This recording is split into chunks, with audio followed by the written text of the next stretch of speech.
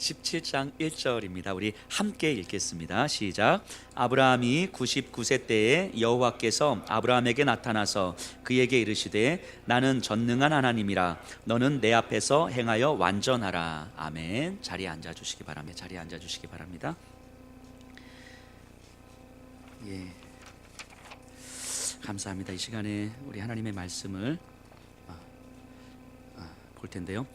항상 제가 저희는 헌금 시간이 따로 없기 때문에 자유롭게 헌금을 넣기 때문에 헌금 기도를 해야 되는데 제가 깜빡해요. 이제 설교를 하다가 중간에 생각이 나요. 헌금 기도 했어야 되는데 잠깐 헌금 기도 한번 하겠습니다.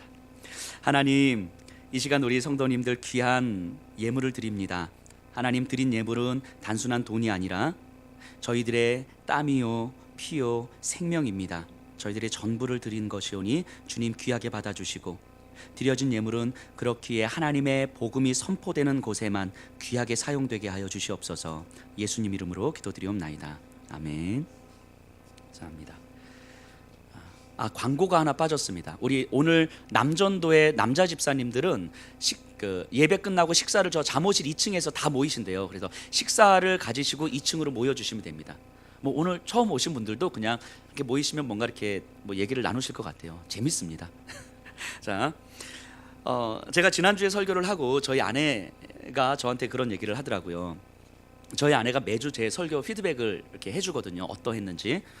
그런데 지난주에는 잘 안 그러다가 이런 말을 해요. 이렇게 다 좋은데 말이 너무 빠르다고.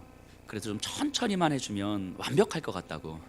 그래서 제가 그 마음에 이르렀고 이번 주에는 이렇게 연습을 좀 했어요. 제가 좀 말이 되게 빠른 편이거든요. 그래서 일부 예배 때 좀 천천히 하려고 연습을 했는데 제 속이 막 진짜 터질 것 같더라고요. 그래서 한번 좀 천천히 한번 해보겠습니다. 오늘 제목이 전능하신 하나님이에요. 우리가 하나님의 전능하심은 너무 많이 알고 있고 많이 듣고 우리가 사용하는 언어입니다. 그래서 하나님이 전능하시다는 말이 우리에게 때로는 위로가 되기도 해요. 그런데 우리가 오늘은 이 전능하신 하나님이 과연 어떤 의미인지를 다시 한번 좀 생각해 보려고 합니다. 여러분들은 어떻게 이해를 하십니까? 하나님이 전능하시다라고 하는 사실을 어떻게 이해를 하고 계십니까? 불가능이 없으시고 모든 것을 다 하실 수 있는 하나님, 이렇게 이해를 하시나요? 이게 맞아요. 맞는데 여기에 함정이 있어요. 이렇게만 생각하면 때로는 우리가 하나님의 전능하심을 잘못 이해하고 살아갈 수가 있더란 말이죠. 잘못 적용된 경우들이 우리가 많이 경험하는 것처럼 이제 기복신앙으로 나타나는 거예요. 내게 능력 주시는 자 안에서 내가 모든 것을 할 수 있느니라. 전능하신 하나님 아면 새벽마다 간절히 기도하면 우리 아이가 대학 붙을 것 같고, 간절히 기도하면 취업 잘 될 것 같고, 경제적인 어려움에서 일어날 것 같고, 건강이 회복될 것 같고, 뭐 결혼도 할 것 같고, 뭐 사업도 어떻게 잘 될 것 같고. 하나님은 전능하신 분이기 때문에 우리가 하나님 앞에 간절히 구하고 하나님 앞에 열심히 헌신하고 하나님의 뭐 이렇게 막 이렇게 간절하면 전능하신 하나님이, 불가능이 없으신 하나님이 내 기도 제목에 응답하셔서 이루실 것임을 믿습니다. 아멘. 자, 이런 물론 하나님은 이거 다 하실 수 있어요. 다 하실 수 있지만 이런 방식으로 하나님의 전능하심을 생각하면 사실은 우리는 우리가 원하는 모든 것들을 들어주시는 하나님으로 하나님을 생각하게 되는 거죠. 그렇게 되면 결국 어떻게 가냐면 마치 극단적으로 가면 마치 마술램프의 지니처럼 내가 원하는 모든 것들, 그래서 내가 하나님 앞에 헌금 열심히 하고 예배 열심히 드리고 봉사 열심히 하면 하나님 내 기도 제목을 들어주셔서 내가 형통하게 되어지는 그런 삶을 기대하게 되는 거죠. 왜냐하면 하나님은 전능하신 분이니까. 그래서 우리가 전능하신 하나님을 이런 방식으로 이해하면 안 된다라는 생각을 좀 말씀드리려고 하는 거예요. 하나님은 이 모든 것을 하실 수 있는 분이십니다. 하지만 다 해주시는 건 아니죠. 모든 걸 하실 수 있지만 다 해주시는 건 아니에요. 우리가 명확하게 이해할 것은요, 전능하신 하나님이라고 이야기할 때는 하나님의 말씀에 대해서 전능하신 분인 거예요. 이걸 꼭 기억하셔야 됩니다. 하나님의 말씀, 하나님의 약속에 대해서 전능하신 분, 이게 전능하신 하나님이라는 의미예요. 이 말은 하나님의 말씀하지 않는 부분에 대해서는 무능력하다, 이런 얘기가 아니에요. 예를 들면 이런 거죠. 제가 도둑질을 할 수 있을까요, 없을까요? 있어요. 능력이 돼요. 제가 도둑질 할 수 있는 능력이 돼요. 근데 도둑질 합니까, 안 합니까? 이거는 제가 해서는 안 되는 일이기 때문인 거예요. 제가 무능력해서 도둑질을 안 하는 게 아니라 할 수 있는 능력은 있지만 이건 제가 해서는 안 되는 일인 거예요. 하나님의 전능하심을 생각할 때 우리가 이런 방식으로 이해를 해야 되는 거죠. 하나님은 모든 것을 하실 수 있는 능력이 있지만 모든 것을 하시진 않아요. 하나님의 말씀에 합당한 것들에 대해서 전능하심을 보여주시죠. 하나님의 전능하심을 이렇게 이해하셔야 되는 거예요. 바울이 자신의 질병에 대해서 하나님 앞에 간절히 구합니다. 내 이 질병을 낫게 해주십시오. 하지만 하나님은 고쳐주시지 않으세요. 병을 고칠 능력이 없어서가 아니라 그것이 하나님께 합당하지 않았기 때문인 거예요. 그래서 병을 그대로 놔두시죠.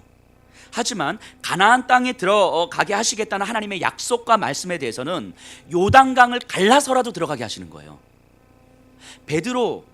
예수님이 베드로를 처음 불러주셨을 때 어떤 약속을 하셨어요? 내가 너를 사람을 낚는 어부가 되게 하리라 약속하셨어요. 그런데 베드로를 보세요. 베드로는 3년 동안 예수님과 그렇게 다녔음에도 불구하고 예수님 잡혔을 때 도망가고 예수님 신문 받을 때 예수님을 저주하잖아요.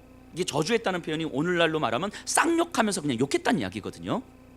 왜냐하면 베드로는 예수님과 3년 동안 다녔음에도 불구하고 여전히 자신의 생존과 자신의 안전이 더 중요한 거예요. 예수님을 통해서 어떤 일이 이루어질 것인가, 예수님을 어떻게 소망으로 품을 것인가, 이게 아니라 내 안전과 생존이 더 중요했던 거예요. 그런 베드로였잖아요. 그런 베드로. 그리고 예수님 죽으신 다음에 베드로 뭐 했어요? 예수님 만나기 전에 일을 그대로 했잖아요. 고기 잡는 일을 했잖아요. 고기 잡는 일을 했다는 의미는 뭡니까? 지난 3년의 시간을 후회하고 있었다는 이야기죠. 좋은 기억은 남아있을 수 있지만 그 3년의 시간 동안에 내가 고기를 잡았으면 집 한 채라도 더 샀을 텐데, 뭐 이런 생각하면서 고기 잡고 있는 거죠. 그런 베드로였단 말이죠. 그런 베드로가 어떻게 사람 낚는 어부가 되냐고요. 그런데 예수님은 그런 베드로에게 찾아오셔서 그 마음을 바꾸시고 생각을 바꾸시고 삶을 바꾸셔서 예수 그리스도의 십자가의 길을 걸어가게 하시고 사람 낚는 어부의 삶을 살게 하신 거예요. 하나님께서 약속하신 것에 대해서는 어떤 수단과 방법을 동원해서라도 우리가 볼 때는 거의 불가능할 것 같은 그런 일에 대해서도 예수님은 이루시는 거죠. 하나님께서 약속하신 부분들에 대해서는 전능하신 분이란 말이죠. 이게 우리가 하나님의 전능하심을 생각할 때 생각해야 되는 방식입니다. 그렇기 때문에 우리가 하나님의 전능하심을 생각할 때에는 하나님의 말씀과 약속이 무엇이고 그것을 어떻게 이루어 가시는가를 생각하셔야 되는 거예요. 그냥 모든 걸 할 수 있는 분, 막연하게 이렇게 생각하시면 안 되고, 그래서 말씀에 대한, 하나님의 약속에 대한 분명하고도 깊은 이해가 우리에게 필요한 거예요. 그리고 그것을 이루어 가시는 하나님의 방법을 기대하는 거죠. 그때서야 정말 하나님은 전능하신 분이구나, 이걸 우리가 경험하게 되는 거예요. 그렇기 때문에 우리가, 저와 여기 계신 분들이 우리의 입술을 통해서 하나님 전능하십니다 라고 고백할 때에는 나를 통해서 하나님께서 하실 일, 나를 향한 하나님의 약속이 무엇인지를 조금씩 분별해 가는 것이고, 그것을 하나님께서 어떻게 나를 통해서 이루어 가실 건가, 어떤 과정과 어떤 방법을 통해서 이루어 가실 것인가, 이거를 소망하는 거예요. 이 두 가지가 우리에게 조금씩 만들어질 때 우리는 하나님의 전능하심에 대해서 이야기할 수 있는 거죠. 이것이 경험되지 않고 이것이 조금씩 우리에게 쌓여지지 않는 상태에서 우리가 하나님의 전능하심을 이야기할 때는 굉장히 추상적인 이야기를 하는 거고 굉장히 기복적인 이야기를 할 수밖에 없는 거죠. 우리가 적어도 여기 계신 분들이 이제는 하나님께서 전능하십니다 라고 얘기했을 때는 이런 방식으로 우리가 생각을 하셔야 됩니다. 그래서 하나님의 약속과 그 약속을 이루어 가시는 데 있어서 전능하심인 거죠.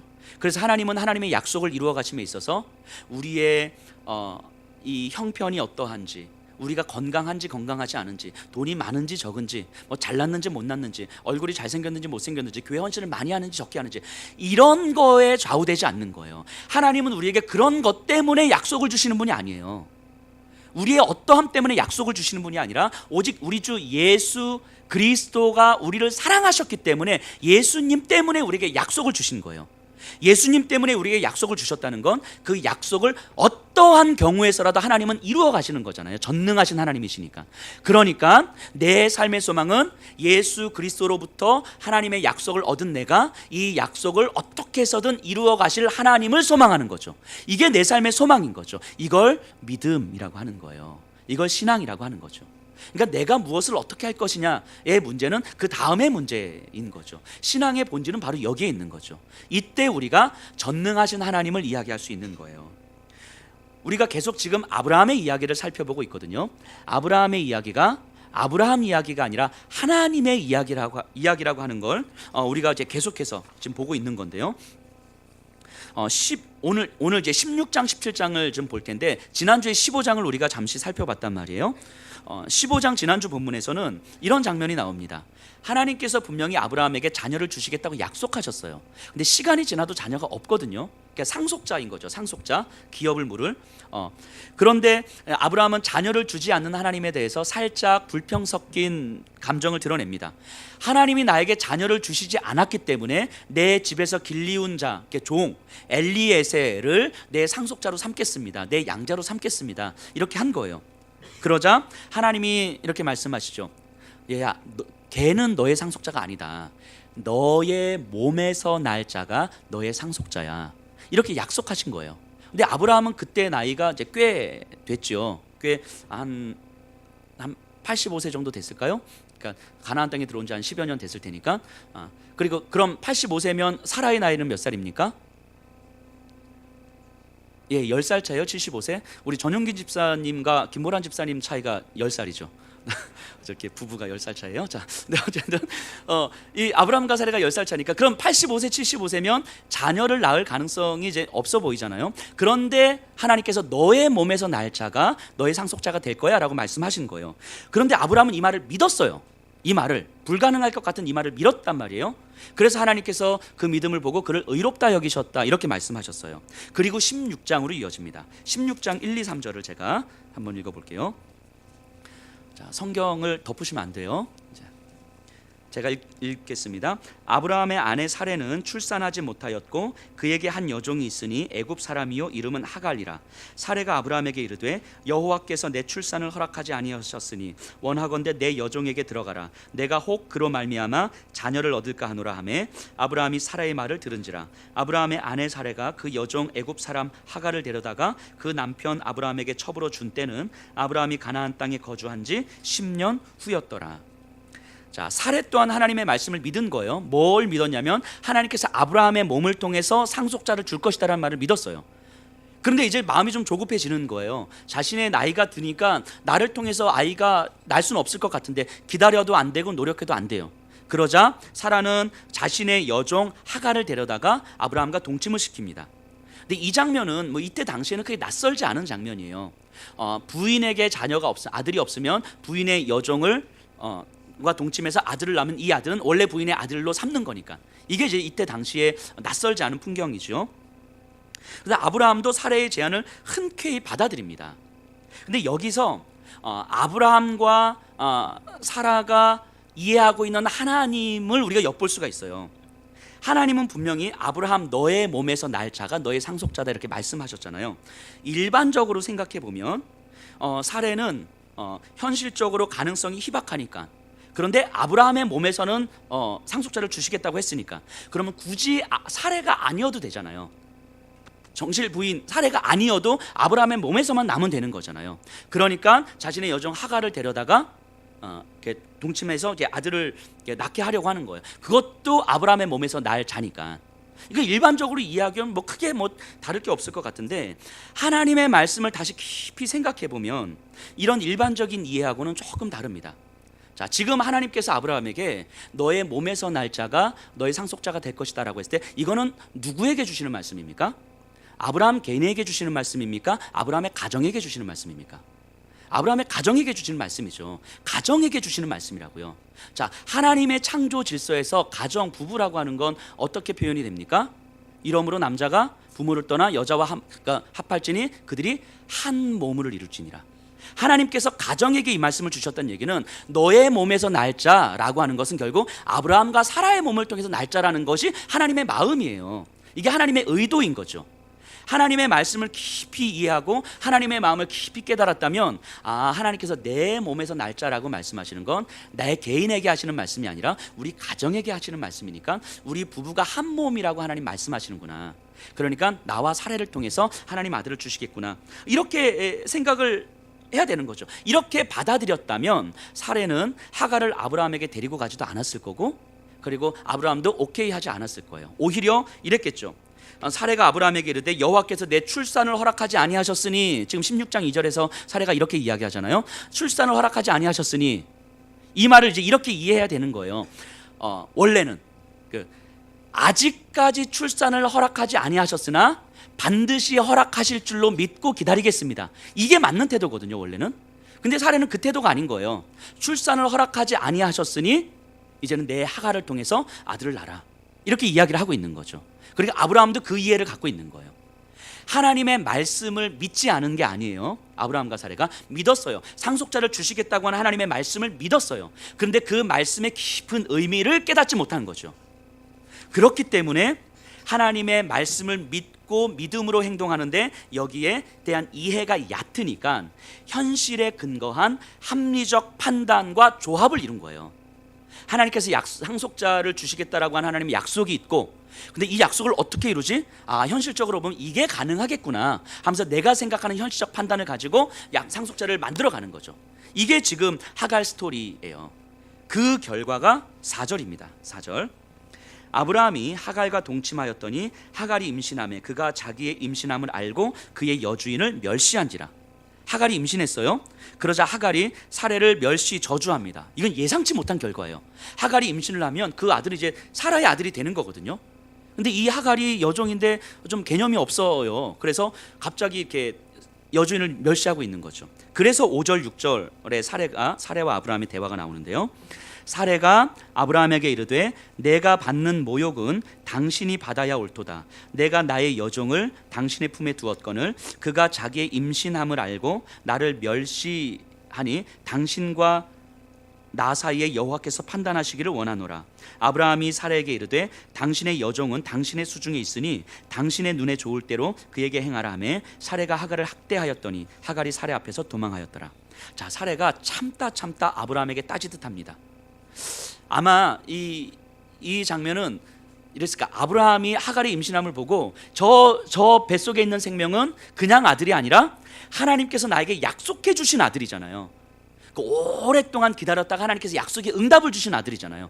얼마나 귀합니까? 얼마나 애지중지했겠어요. 그러니까 하갈을 얼마나 귀하게 소중하게 다뤘겠어요, 아브라함이. 그러니까 하갈은 이 아브라함을 믿고 좀 까불었겠죠. 근데 그것을 참다가 사레가 아브라함에게 따지니까, 그래서 이거는 사실은 당신 때문이라고, 내가 왜 이 멸시를 받아야 되냐고, 당신이 이 멸시를 받아야 되는데 당신만 좋은 건 누리고 내가 이렇게 멸시 받아도 되냐고 이게 한 거예요. 그러자 아브라함이 자, 하갈은 당신에게 속해 있는 여종 아닙니까? 당신 마음대로 하십시오, 이렇게 이야기를 한 거예요. 이 말을 하는 아브라함의 마음을 한번 헤아려 보면 엄청 심란했을 것 같은 거예요. 이런 고민했을 것 같아요. 사라를 포기해야 되나? 하나님의 약속하신 아들을 포기해야 되나?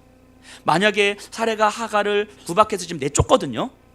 도망치거든요. 이 도망친다는 얘기는 이 아들을 포기한다는 이야기잖아요. 하나님이 약속하신 자녀인데 이걸 포기해야 되는 거잖아요.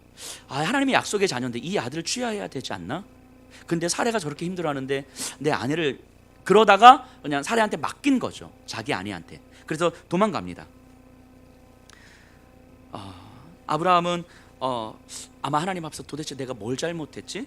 하갈을 취한 것이 분명히 하나님의 뜻을 이루고자 하는 방식이었는데, 하나님의 뜻을 이루기 위한 나의 최선의 방법이었는데 도대체 여기서 뭐가 잘못된 거지? 하나님 앞에 계속 물었을 거예요. 내가 하나님의 뜻을 오해했나? 온갖 생각을 했겠죠. 하갈을 쫓아내고 나니 아브라함과 사라의 관계도 더 서먹서먹해졌겠죠. 차라리 하갈과 동침하지 말걸 하는 후회가 밀려왔을 거예요. 사레하고의 관계도 힘들어지고 허탈과 공허함은 더 커졌을 거고요. 근데 그럼에도 불구하고 아브라함은 아직까지 하나님의 말씀의 의미를 좀 깊이 깨닫지 못하고 있어요, 아직까지도. 왜냐하면 17장에 가서 하나님은 사라에게 아들이 나올 거라고 분명하게 이야기하거든요. 근데 아브라함은 그 말을 아직도 믿지 못해요. 우리 17장 17절 가서 볼까요? 17장 17절. 아브라함이 엎드려 웃으며 마음속으로 이르되 100세 된 사람이 어찌 자식을 낳을까? 사라는 90세니 어찌 출산하리요? 하나님이 이제 분명하게 말씀하시는 거예요. 사라를 통해서 아들을 낳을 거야 라고 했더니 아브라함의 반응이 어때요? 못 믿는 거예요. 못 믿는 거예요. 그래서 18절에 아브라함이 이에 하나님께 아뢰되 이스마엘이나 하나님 앞에 살기를 원하나이다. 요 내용은 좀 이따 이야기할 건데 이스마엘이 나갔다 이제 돌아와요. 하갈의 아들이. 근데 이 아들이나 하나님 앞에 살았으면 좋겠습니다. 아브라함은요 나름대로 말씀대로 살아보려고 지금 애를 쓰고 있는 거예요. 지금 믿음이 없는 것이 아니고 말씀을 버린 것이 아니고 말씀을 붙들고 말씀을 이루실 하나님을 믿고 애를 쓰고 있는 거예요. 하지만 하나님에 대한 깊은 이해가 아직은 부족해요. 하나님 편에서 생각해 보면 아브라함은 열방을 향한 하나님의 축복의 통로로 불러주셨는데 아직까지는 그 축복의 통로로 이렇게 사용되기에는 훈련을 더 받아야만 하는 지금 상황인 거죠. 어쨌든 요 아브라함과 사례의 다툼 장면 이후에 16장 후반부에서는 장면이 바뀌어서 도망친 하갈의 광야가 나옵니다. 광야로 도망친 하갈은 아마 애굽으로 가려고 했을 거예요. 하갈의 출신이 어디예요? 어디 출신 사람입니까? 하갈이? 애굽이죠. 우리 16장 1절에 나와요. 제가 던지는 질문은 어려운 질문 안 던집니다. 다 아시는 질문 던지는 거예요. 애굽 사람이요, 이름은 하갈이라. 자, 애굽 여인이에요. 광야에 지쳐 주저앉아 있던 애굽 여인 하갈에게 하나님이 나타나신 거예요. 근데 생각해 보세요. 애굽은요 당시의 초강대국이에요. 초강대국. 근데 초강대국 출신의 여종, 좀 낯설죠. 뭐 제가 사람을 절대 폄하하려고 하는 건 아닌데 흔히 우리나라에 있는 이주 노동자 생각할 때 독일 출신의 이주 노동자, 영국 출신의 이주 노동자 좀 낯설잖아요. 그런 걸 동남아 쪽에서 많이 오시기 때문에. 그러니까 당시에 애굽 출신의 여종, 이건 낯선 개념이에요. 애굽은 초강대국이었기 때문에. 그러니까 하갈은 뭐 전쟁포로라든가 돈이 없어서 팔려갔다는 거든가 뭐 이런 차원은 아니었을 거예요. 그러면 아마도 이건 정당한 추론 같은데 애굽에 있을 때부터 하갈은 여종이었을 거예요. 그래서 아브라함이 요 앞장면에서 사례를 누이로 속이면서 애굽 왕 바로에게 갔을 때 바로가 아브라함이 나갈 때 가축과 노비를 다 선물로 주잖아요. 그때 아마 선물로 바로가 아브라함에게 주었던 여종이었을 거예요. 그러면 하갈은 애굽에 있을 때부터 비참한 삶이었다는 얘기예요. 굉장히 어렸을 때부터 비참한 삶을 종의 삶을 계속 살아왔다는 이야기죠. 그리고 이제 아브라함의 여종이 있었을 거예요. 그런데 그를 평생 힘겹게 살아왔던 여종이 하갈이 사례로부터 힘들어서 도망칠 정도면 사례가 얼마나 이를 악물고 하갈을 이렇게 학대했는지 상상이 되시나요? 얼마나 그냥 조금 못 살게 군 게 아니라 진짜 이를 악물고 죽일 듯이 막 덤벼들었을 거예요. 그러니까 평생 힘겹게 살아왔던 하갈이 못 견뎌서 도망칠 정도니까 사례가 굉장히 악에 바쳤던 것 같아요. 자, 어쨌든 여기서 이제 한 가지 생각해 볼 것은 하갈에게 하나님이 이제 나타나시잖아요. 그런데 애굽 출신의 여종인 하갈이 여호와의 사자가 나타났을 때 어떻게 이분이 여호와의 사자인 줄 알아봤을까 하는 거예요. 어떻게? 하나님의 사자가 딱 나타나서 하갈아, 사례의 여종 하갈아, 너 어디로 가냐? 어디서 와서 어디로 가느냐? 라고 물어볼 때 단번에 하나님의 사자라는 걸 알아봤어요. 아마 이랬을 겁니다. 아브라함의 집에 살 때에 아브라함은 그 집에 있는 모든 종들에게 하나님의 이야기를 가르쳐 줬을 거예요.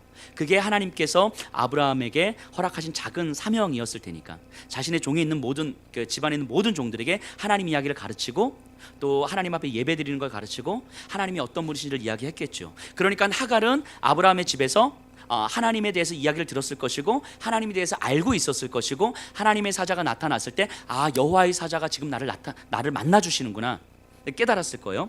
그런데 하나님께서 뭐라고 말씀하시냐면 9절에 여호와의 사자가 16장 9절입니다. 여호와의 사자가 그에게 이르되 내 여주인에게로 돌아가서 그 수하에 복종하라. 지금 뭐라고 말씀하세요? 너 사라에게 다시 돌아가서 거기에 복종해라. 너무 잔인하지 않습니까? 지금 죽일 듯이 덤벼들었던 사라로부터 너무 힘들어서 도망친 하갈이잖아요. 근데 거길 다시 돌아가라는 거예요. 성경에는요 좀 잔인하다 싶을 정도의 본문들이 몇 장면 나와요. 이게 너무 잔인한 내용이죠. 이와 비슷한 내용이 제자들이 예수님 부활하시고 예수님 승천하실 때 예수님이 제자들에게 뭐라고 말씀하십니까? 너희는 어디를 떠나지 마라? 예루살렘을 떠나지 말고 아버지의 약속하신 것을 기다리라 이렇게 말씀하시잖아요. 왜 예수님께서 제자들에게 예루살렘을 떠나지 말라고 약속하셨을까? 제자들에게 예루살렘은 어떤 공간입니까? 실패와 좌절의 공간이잖아요. 정말 직업도 가족도 내 삶도 다 버리고 예수 그리스도를 쫓았는데 결국 예수님은 죽으셨고 그 예루살렘에서 예수님이 잡히는 것을 보고 다 도망갔고 예수님을 저주했고 그래서 그 지난 3년의 시간, 내 삶을 완전히 걸었던 그 3년의 시간이 아무것도 아닌 결과가 만들어진 곳이 예루살렘인데 그 죽으신 예수님 다시 부활하신 거예요. 그 부활하신 예수님을 바라보면서 자기가 예수님을 버렸고 저주했고 부인했고 도망갔던 자신들의 모습이 얼마나 수치스럽고 얼마나 정말 절망스러웠을까 싶은 거예요, 자기들이. 그러니까 예수님이 부활하시면서 기쁘긴 한데, 예수님, 우리 정말 예수님과 다시 시작하고 싶은데 저 갈릴리에서 시작하시면 어떨까요? 뭐 이럴 수 있는데 예수님은 굳이 예루살렘을 떠나지 말라고 말씀하시는 거예요. 왜 그러냐면 너의 실패한 자리에서, 너의 절망의 자리에서, 하지만 그곳에서 예수 그리스도의 십자가의 죽음과 부활이 있었던 거잖아요. 말씀이 있는 자리라면 그것이 고통스러운 자리여도, 이것이 실패와 좌절의 자리여도 그것을 떠나지 말라는 거죠. 말씀이 있는 자리면, 예수 그리스도의 말씀이 있는 자리면 아무리 힘겨운 자리여도 그것을 지키라고 말씀하시는 거 아니겠습니까? 지금 하갈에게 있어서 하나님이 이렇게 말씀하시는 거예요. 그곳에서만 하갈, 네가 하나님의 말씀을 들을 수 있기 때문이라고. 거기가 아니면 너는 어디에 가서도 하나님의 말씀을 들을 수 없을 것이고, 그곳에서 하나님의 말씀을 듣고 하나님의 말씀이 원하는 그 질서를 만들어 가라고. 그리고 그곳에서 내가 너를 지킬 거라고 하나님 말씀하시는 거겠죠. 그러니까 하갈은 그 하나님의 말씀을 듣고 다시 돌아가요. 그리고 하나님은 그 하갈에게 그 아들을 이스마엘이라 해라 라고 이제 말씀하신 거죠. 자, 하갈 다시 돌아옵니다. 15절 16절이에요 16장 15절 16절. 하갈이 아브라함의 아들을 낳음에 아브라함이 하갈을 낳은 그 아들을 이름하여 이스마엘이라 하였더라. 하갈이 아브라함에게 이스마엘을 낳았을 때 아브라함이 86세였더라. 아브라함이 하갈로부터 아이들을 낳고 이름을 이스마엘이라 지은 거예요.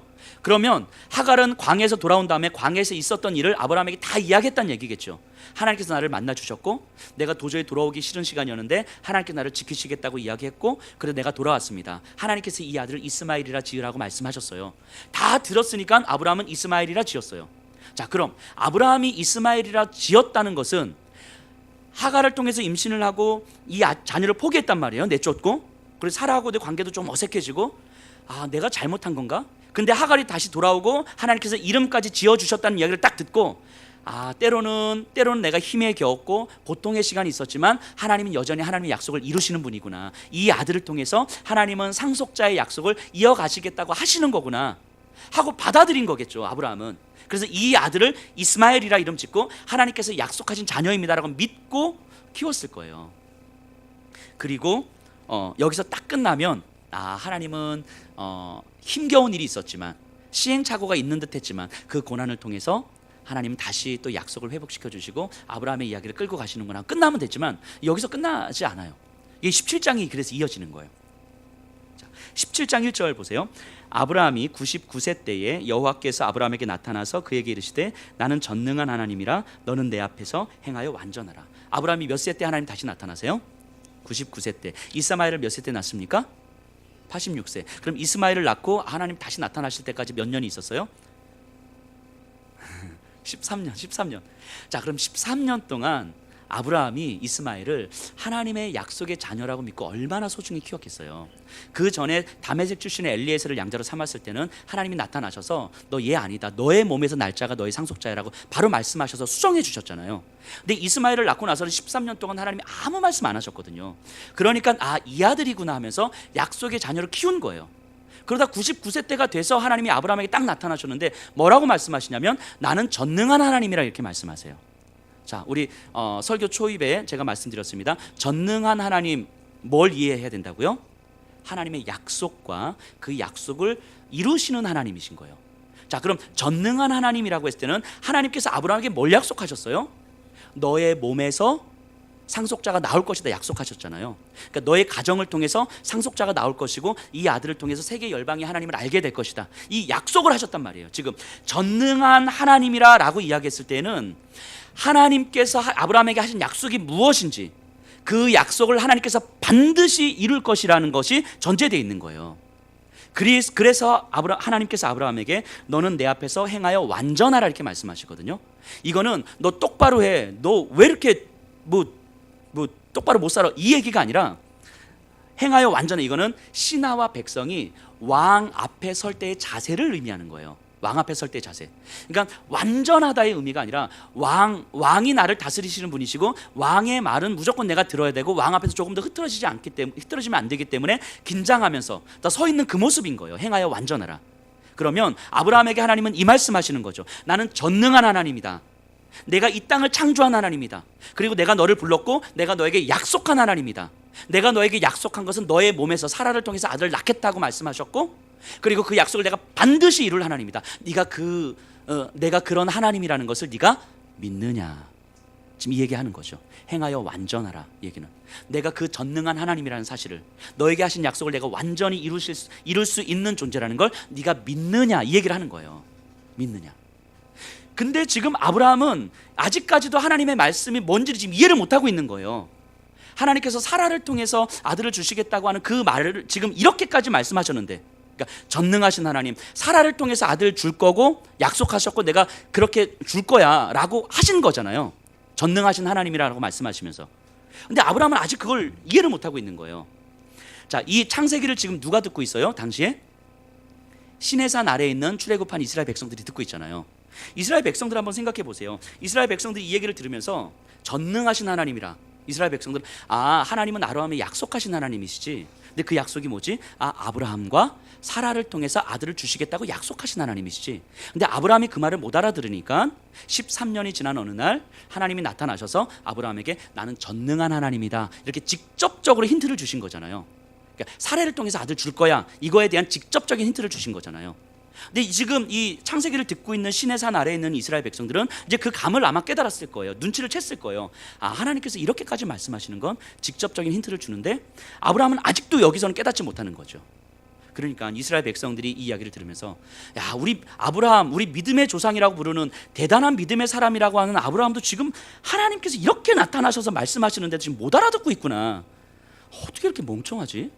죄송해요, 아브라함 할아버지. 자, 어쨌든 지금 이 이스라엘 백성들은 지금 그렇게 보고 있는 거예요. 그 위대한 믿음의 조상이라고 불리는 그 아브라함도 사실은 이 과정 속에서 하나님이 이렇게 힌트를 주고 계속 너는 내 앞에 완전하라, 내가 그런 하나님이라는 것을 네가 믿어? 그러니까 아브라함은 얘 믿어요 하고 있는 거거든요. 그런데 뭘 믿고 있는지도 아직 잘 모르는 거예요. 그 믿음이 아직 얕아서 하나님께서 정말 원하시는 것이 무엇인지 아직 모르고 있는 거예요. 그래서 하나님은 더 힌트를 주시죠. 5절에 17장 5절에 이제후로는 내 이름을 아브라함이라 하지 아니하고 아브라함이라 하리니 이는 내가 너를 여러 민족의 아버지가 되게 하려 함이라. 여러 민족의 아버지가 되게 하려 함이라. 이거는 아브라함 개인의 문제가 아니라 가족과 가문의 문제라는 건 누가 봐도 아는 거잖아요. 그러니까 이건 아브라함과 사라에게 동시에 주는 말씀이라는 걸 누가 봐도 알 수 있는 거예요. 그런데도 이렇게까지 힌트를 주는데도 불구하고 아브라함 못 알아들어요. 그래서 하나님 아주 직접적인 힌트를 주세요. 15절 16절이에요. 하나님이 또 아브라함에게 이르시되 내 아내 사레는 이름을 사레라 하지 말고 사라라 하라. 내가 그에게 복을 주어 그가 내게 아들을 낳아주게 하며 내가 그에게 복을 주어 그를 여러 민족의 어머니가 되게 하리니 민족의 여러 왕이 그에게서 나리라. 이제 직접적으로 말씀하시죠. 사라라 하라. 모든 민족의 열왕들이 사라를 통해서 날 거야. 이 말은 아브라함아, 너와 사라를 통해서 아들이 날 거야. 이걸 직접적으로 힌트를 주신 거잖아요. 그런데 지금 아브라함은 어떻게 했다고요? 17절에서 아브라함이 엎드려 웃으며 마음속으로 이르되, 아마 저는 이 두 가지가 아니었을까 싶은 거예요. 말도 안 되는 이야기를 하시니까 그냥 못 믿는 거고, 또 하나는 이런 생각을 해봅니다. 13년 동안 이스마엘을 그렇게 키웠잖아요. 하나님의 약속의 자녀인 줄 알고. 근데 이제 와서 아니라 하시면 하나님 정말 장난하시는 것도 아니고 이렇게 너무 하시는 거 아니에요? 차라리 한 5살쯤 됐을 때 나타나시든가. 13년을 내가 하나님의 약속인 줄 알고 키웠는데 이제 와서 아니라고 하시면 어떡해요? 이런 마음도 아브라함에게 있지 않았을까 싶은 거예요. 근데 사라도 똑같습니다. 18장 12절 가서 보세요. 사라가 속으로 웃고 이르되 내가 노쇠하였고 내 주인도 늙었으니 내게 무슨 즐거움이 있으리요. 무슨 즐거움이 있어요? 이건 자녀에 대한 이야기잖아요. 사라도 지금 아브라함과 똑같은 거예요. 직접적으로 나타나셔서 말씀하셨음에도 불구하고, 그래서 내가 전능하신 하나님이라, 전능하신 하나님을 강조하고 있음에도 불구하고 아브라함은 전능하신 하나님을 믿고 있지만 아직까지 덜 믿고 있는 거죠.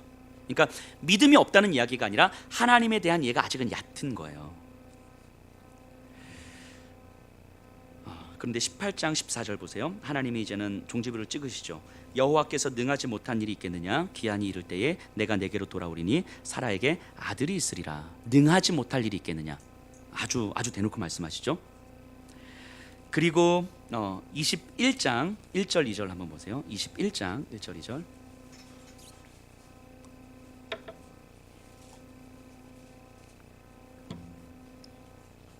여호와께서 말씀하신 대로 사라를 돌보셨고 여호와께서 말씀하신 대로 사라에게 행하셨으므로 사라가 임신하고 하나님이 말씀하신 시기가 되어 노년의 아브라함에게 아들을 낳으니 아들을 주셨어요. 1절 2절에서 강조하는 표현이 뭡니까?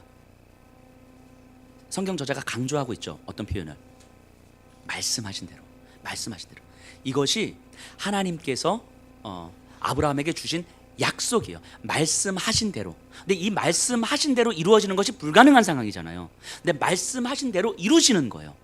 하나님의 전능하심에 대해서 이해할 때는 우리가 이렇게 이해를 해야 되는 거예요. 여기까지 아브라함이 이삭을 낳기까지 100세 낳기까지 75세의 부름을 받아서 100세 낳기까지 25년이 걸린 거예요. 그리고 이때서야 아브라함이 이렇게 깨닫는 거죠. 하나님께서 처음부터 나에게 하셨던 약속은 사라를 통해서, 우리의 가족을 통해서 아들을 주시겠다고 하는 약속이었구나라는 것을 이제 와서 깨닫는 거예요. 이제 와서. 근데 그 이전까지는 내가 하나님의 약속을 믿고 있었지만 얼마나 내가 얄팍하게 믿고 있었던가, 얼마나 얕게 믿고 있었던가, 그냥 액면가 그대로 내가 믿고 있었던가. 자녀 주시겠다 하니까 자녀 주시겠구나, 현실적으로 없으니까 종을 양자로 삼고, 그래도 아니는 게 아니라고 말씀하시고 너의 몸에서 날짜야. 그러니까 그걸 또 액면가 그대로 받아들이고 몸에서 날짜? 그러니까 굳이 사라가 아니어도 되니까 하갈을 통해서 아들을 낳고. 그게 하나님 답답하시니까 이게 구체적으로 나타나셔서 말씀하시는 거죠. 아니, 사라를 통해서 날 거야. 근데 하나님 이건 안 되는데요. 내가 전능한 하나님이야. 이렇게 나타나시는 거죠. 내가 전능한 하나님이야. 내가 너에게 무슨 약속을 줬는데 그 약속을 내가 이룰 거야. 그리고 사라를 통해서 아들을 낳고. 이제 봤어? 이제서야 비로소 아브라함은 하나님께서 나에게 주신 약속이 처음부터 이거였었는데 내가 그것을 내 믿음의 얕음 때문에 깨닫지 못하고 있었구나. 그리고 10여 년을 기른 다음에 하나님 이삭을 바치라고 말씀하셨잖아요. 저는 이런 생각을 해봅니다. 하나님께서 아브라함에게 처음부터 그냥 이삭을 딱 주셨으면 이삭을 나에게 번제물로 바쳐라, 못 바쳤을 것 같아요. 아브라함은 아직까지 하나님의 전능하심을 믿을 수 있는 믿음이 얕잖아요. 말씀을 이해할 수 있는 깊이가 얕은 거예요. 그러니까 환경과 상황 속에서 하나님의 말씀과 내 합리적 판단이 조합을 이룬 삶이 아브라함의 삶이었었거든요. 그러니까 그런 수준에서는 이삭을 주시고 너의 아들을 바쳐라라면 못 바치는 거예요. 근데 그 긴 시간 25년 또한 10여 년을 기르면서 한 35년 정도의 시간이 쭉 지나면서 하나님은 아브라함에게 하나님의 전능하심이 어떤 것인지를 계속 가르쳐 주신 거죠. 그리고 그것을 아브라함은 계속 깨닫고 있는 거예요. 하나님 나에게 주신 약속이 무엇인지를 선명하게 깨닫고 그 약속을 어떻게 이루실지에 대해서 이제 조금씩 기대하는 삶을 살아가는 거죠. 그러다가 이삭을 주시고 이삭을 번제물로 바쳐라라고 했을 때 바칠 수 있는 거예요. 왜냐하면 하나님은 이 이삭을 약속하시면서 이 아들을 통해서 세계 열방의 하나님을 알게 될 거라고 약속하셨잖아요. 근데 전능하신 하나님을 이제 경험했잖아요. 조금씩 더 경험했잖아요. 그러면 어떻게 해서라도 하나님은 이 약속을 이루실 거거든요. 세계의 열방이 이 아들을 통해서 하나님을 알게 되는 그 날을 하나님께서는 반드시 이루실 거거든요. 이 아들을 사용하셔서. 그 하나님께서 아들을 바치라고 했을 때에는 하나님의 이유가 있을 테지 하는 믿음이 아브라함에게 자리 잡게 되는 거죠. 그리고 나서 그 이삭을 바치는 아브라함의 모습을 보면서 하나님께서 뭐라고 말씀하세요? 이제야 네가 나를 경외하는 줄 알겠노라. 하나님이 혼자서 북치고 장구치고 다 하신 거거든요. 약속해 주셨고, 약속을 온전하게 깨닫지 못한 아브라함이 계속 시행착오를 겪고, 그럼에도 또 나타나셔서 약속하셨고, 또 시행착오를 겪고, 또 나타나서 약속하셨고, 그래서 하나님께서 아브라함을 긴 시간 동안 훈련시켜 주셔서 믿음의 분량을 만들어 주시고 나서 이삭을 바칠 만한 믿음의 그릇을 하나님 만들어 주시고 나서 이 믿음의 분량에 합당한 방식을 요구하신 거잖아요. 그리고 그래서 이렇게 바쳤을 때 이제야 네가 나를 경외하는 줄 알겠노라. 하나님은 아브라함에게 원하셨던 것이 이 모습인 거죠. 이삭을 바치는 걸 원했던 게 아니라 엄청난 헌신을 하는 걸 요구하신 것이 아니라 말씀 붙들고 깊이 큐티 이런 걸 원하셨던 것이 아니라 하나님이 전능하신 하나님이시라는 것을 조금씩 깨달아가는 삶인 거죠. 그래서 하나님을 알려주시고 아브라함을 통해서 하나님의 전능하심을 알게 하신 거예요. 그리고 하나님의 전능하심을 믿는 그 믿음의 분량에 합당한 방식을 요구하시는 거죠. 그리고 그 요구를 온전히 순종했을 때에 하나님은 이제야 네가 나를 경외하는 줄 알겠노라 이렇게 이야기하는 거예요. 그렇기 때문에 이 아브라함의 삶은 아브라함의 이야기가 아니라 하나님의 이야기인 거예요. 하나님의 이야기. 그리고 똑같습니다. 오늘 우리가 살아가는 삶도 똑같아요. 오늘 우리의 이야기는 우리의 이야기가 아니라 하나님의 이야기인 거예요. 우리가 얼마나 하나님 앞에 헌금을 했는지, 우리가 얼마나 하나님 앞에 헌신을 했는지, 우리가 자녀들을 하나님 앞에 얼마나 서원을 했는지, 우리가 얼마나 하나님 앞에 예배를 잘 드리고 하나님은 이걸 원하시는 것이 아니고, 이게 나쁘다는 이야기가 아니에요. 근데 이런 것들을 보시는 것이 아니고 우리를 통하여 하나님 우리에게 무엇을 약속하셨는지, 그러니까 하나님께서 하신 약속을 우리를 통해서 어떻게 이루어 가실지가 우리가 작년보다는 올해보다는 내년에 조금씩 더 알아가는 거예요. 처음에 말씀드렸던 것처럼 하나님은 우리에게 분명하게 약속하셨죠. 우리에게 하신 약속이 무엇입니까? 우리에게 하신 약속, 영생이죠. 영생. 예수 그리스도를 통하여서 우리에게 영생을 약속하셨고, 하나님의 영원한 나라를 상속받을 하나님의 자녀된 권세를 허락해 주셨어요.